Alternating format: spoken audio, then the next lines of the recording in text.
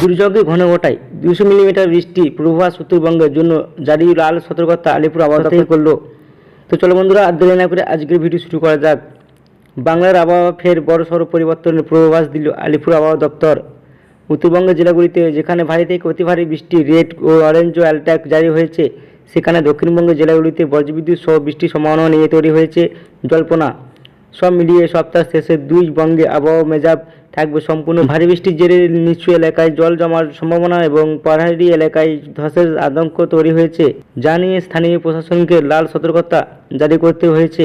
কোচবিহার ও দার্জিলিং জেলাতেও কমলা সতর্কতা জারি করা হয়েছে।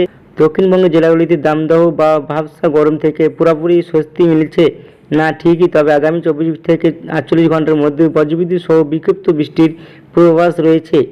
উত্তরবঙ্গের তুলনায় বৃষ্টির পরিমাণ কম হলেও বাতাসের জলীয় বাষ্পের জেরে অস্বস্তিকর গরম বজায় থাকবে। আলিপুর আবহাওয়া দপ্তর জানিয়েছে যে আগামী 23 জুন উপকূলবর্তী জেলাগুলিতে ঝড়ো হাওয়া এবং বৃষ্টির সম্ভাবনা বেশি। জলপাইগুড়ি ও আলিপুরদুয়ারে 200 মিলিমিটারের বেশি বৃষ্টির সম্ভাবনা।